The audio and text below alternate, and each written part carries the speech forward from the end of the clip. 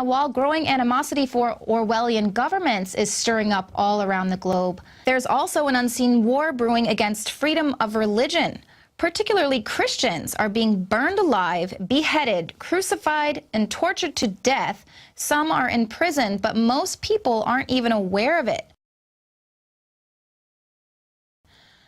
Discrimination against Christians should be countered in the same way as anti-Semitism and Islamophobia, but the governments of the Western world and the mainstream media are almost entirely ignoring what is happening. It's been estimated that 100 million Christians are currently facing persecution, being forced to leave their homes and see their churches destroyed in some parts of the world. Some are often subjected to rapes, kidnappings, and obviously discrimination. A top Vatican official estimates that approximately 100,000 Christians die for their faith each year. Now, this persecution is steadily intensifying as a growing unseen war on morality and freedom of religion is spreading. John Bown is going to actually break down what Michael Snyder is speaking about in his article that's up on Infowars.com. The mainstream media and our elected corporatized politicians are completely ignoring a worldwide phenomenon: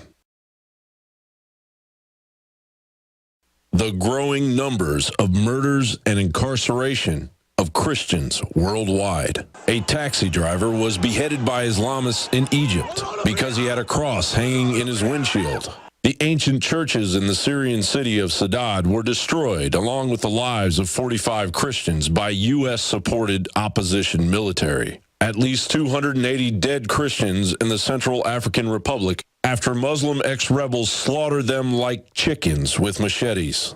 50 Christians burned to death in their pastor's home in Nigeria. According to the Christian charity Open Doors in Eritrea, located in the Horn of Africa, Christian men and women are being held in underground dungeons, metal shipping containers, and military detention centers.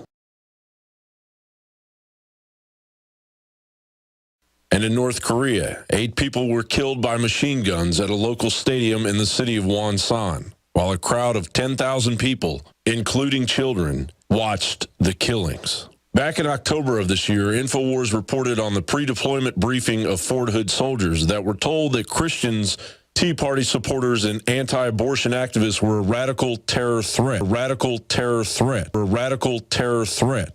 and that anyone found to be supporting these groups would be subject to discipline, under the Uniform Code of Military Justice. From a speech given by John Adams to the military in 1798, our Constitution was made only for a moral and religious people. It is wholly inadequate to the government of any other. Due to the interest of time, I've barely scratched the surface of atrocities endured by Christians globally. For Infowars.com, John Bown reporting.